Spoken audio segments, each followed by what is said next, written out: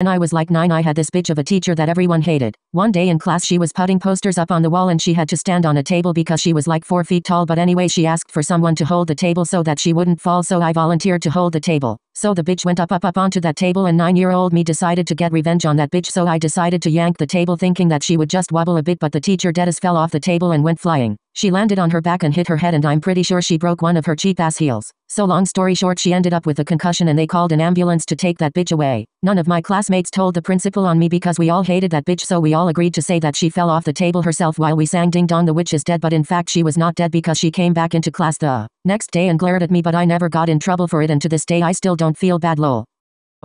I met my boyfriend on January 1st, 2020 or so I thought. We hit it off and started dating only a day after knowing each other. The months go by and I realized I really love him. He's perfect in every way and has a similar personality to me. Anyway, so we talk about our childhoods a lot, and since we've always lived less than 30 miles apart from each other, we went to a few of the same places including the Ike Play place. So earlier today my boyfriend posted a picture of a kid and he looked familiar. I had a flashback to when I was a kid. I remembered that I pushed that kid in the ball pit a few times, so I asked who it was. And he said it was him. I asked him if a girl ever pushed him into the Ike ball pit. He said yeah. For a few weeks whenever I went there was this girl with long ass red curly hair. Always wore blue jeans and was always starting stuff with the boys. She scared me and gave me nightmares. One thing about me is, I've always been a tomboy. I'm also a redhead and my hair is wavy and curly. He described me as a 7-year-old perfectly. So there you have it. 7-year-old me pushed the love of my life into a ball pit 9 years before officially meeting. I guess I was just meant to annoy and scare him forever. Okay, so one time in 7th grade I spent the night at my boyfriend's house, and we were night swimming and I had to use the bathroom, and realized I started my period. I was literally just 13, and started a few months before, and never knew how to use a tampon, so I was looking for one. Then I remembered he lived with his grandma who had already went through menopause, so I don't find anything. But I needed something, so me being the stupid effing genius, I went to the kitchen, and looked for a sponge. I found one. It was new and clean by the way, but cut the scrubby green side off, so I was just left with the yellow. Anyway, I went back to the bathroom, and shoved it up my cooch. I went back and swam. I was gone for some time, so I told him I took a shit. Anyway, we were done swimming, and I went to take a dish sponge out of my cooch, and it was so far up there I was crying. And once I finally took it out, the inside of my coochie walls were literally so torn up it felt like Gordon Ramsay himself cut up some chicken. Anyway, I was in the shower crying BC, I was in so much pain. I hate my stepmom with a burning passion. Once she got on my nerves when she bought the whole family fast food instead of me, because I wasn't her child, so she didn't have to take care of me. My dad didn't even do anything about it, so I put laxatives in her lemon water. She went to the toilet and started screaming like she was giving birth, and I was the only one, and she asked me to give her painkillers which were in the table, but I pretended like I couldn't even hear her. She couldn't even get up and told me when my dad got home she would beat my ass, but he was on a business trip. She finally gained the strength to get up and grab painkillers, and a couple hours later I had to lock myself in the bathroom. This psycho bitch literally took the doorknob off the door and I literally had to call 911, but they only got the 20-minute later, but she got arrested. My dad got a call to bail her out, so he had to come home. I told him what happened, and now I live happily with my mom and stepdad. One time when I was like 13, me and my friend made a group chat with loads of Instagram sugar daddies and made them fight over us. They were all fighting and one guy said he would pay us £7,000 and kill all the other men in the group chat to be able to come to our house and kiss us, so we said sure. Gave him our PayPal account and got the £7,000. Then he asked for our address, so I gave him the address of a girl who bullied me in primary school.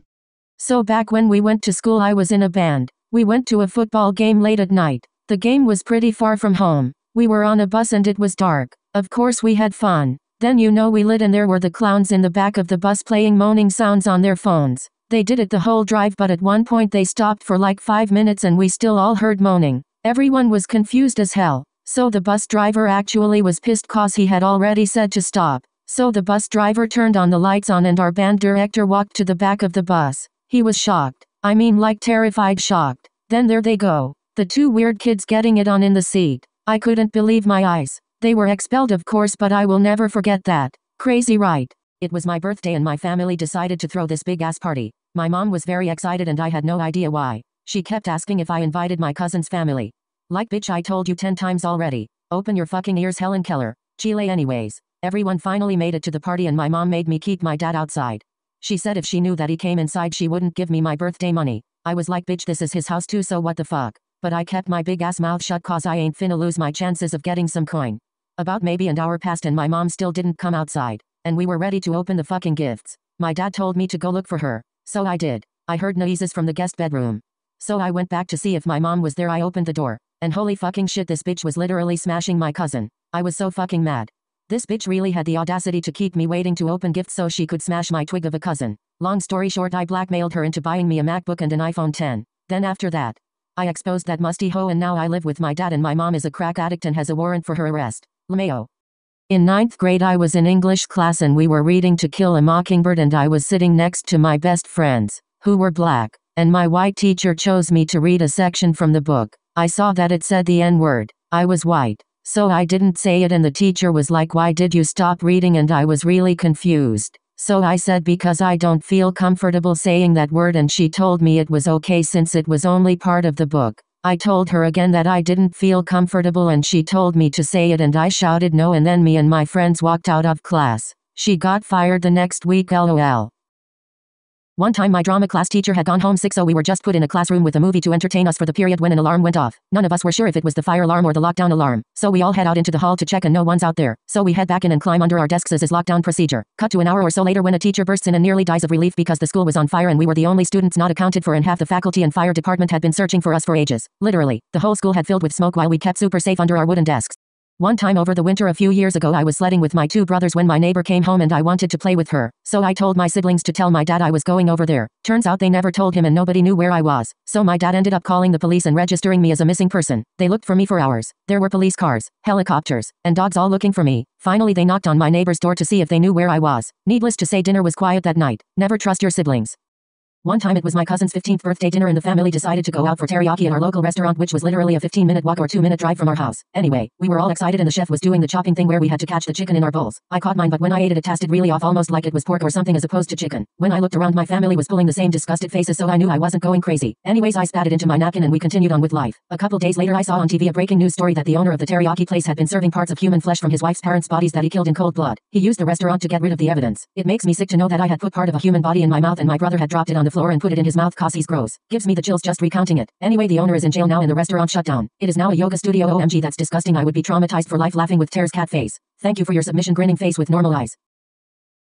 I have a friend who I've known since I was very little. One day, when he was 6, I was at his house when he got this absolutely god-awful stomach pain. I mean, he was literally writhing in pain. So, his mom took him to the doctor's office, where the doctor took one look and told her to take him to the ER. She feared something along the lines of an intestinal rupture. About halfway to the hospital, my friend suddenly let rip the loudest, most powerful fart any of us had ever heard. I swear to God he levitated. We thought the upholstery in the car seat had ripped. After a good 30 seconds of intense farting, he looked at his mom and said, "I feel all better now."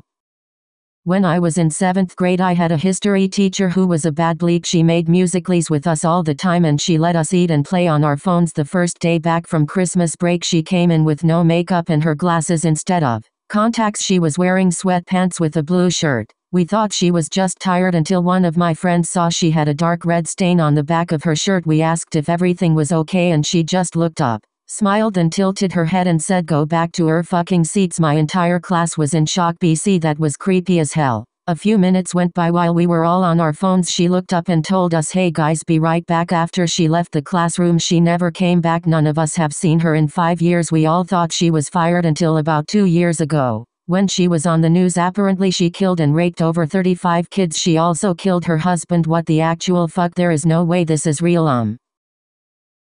In 3rd grade I had this annoying fat white teacher who was very judgmental and fast to accuse. She made the class do this poster project of our great-great-great-great-great-grandparents and it was about where they lived. I made the project and researched everything. I'm a very over-the-top person. So the day of the presentation this Asian girl presented and she said her grandparents didn't drink water. The teacher didn't say anything and I was like, bitch what? Anyway, so it was my turn to present and this kid asked me, what did they drink? Fucking dumbass. Anyway, I said they drank water. Because they did. and the teacher started ranting on how they didn't drink water and drank coconut water and acted like she researched everyone's family. Stupid whore. She gave me detention for lying, which I didn't, and yet allowed someone to say they didn't drink water at all? So what, they just fucking died? She's in 6th grade. I liked this kid. Let's call him Jeremy. I was playing hard to get and we always used to hang out in the bus loop. One day I was playing around too hard and when he got up I kicked him and he hit his head on the metal seat belt on one of the chairs of the bus. He got a big ass bruise on his forehead the next day and everyone looked at me. It was torture.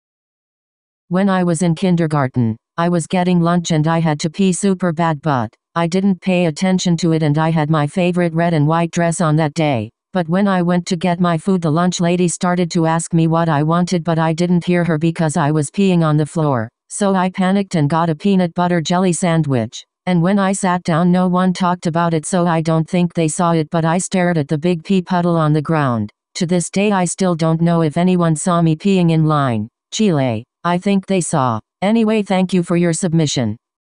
So this one time in 5th grade I fell off my chair and grabbed my desk so I didn't fall. The desk started to tip and everything started to fall. My scissors almost impaled my eye but hit my face instead. Then my metal water bottle hit my head. The guy sitting next tried to catch my desk but he ended up falling also. So then I had to go to the nurse because I had a concussion when I almost died. The nurse literally only gave me an ice pack. I still have a mark on my face to this day from the scissors. LMAO, the desk really came for your neck. Chile. Anyway, thank you for your submission.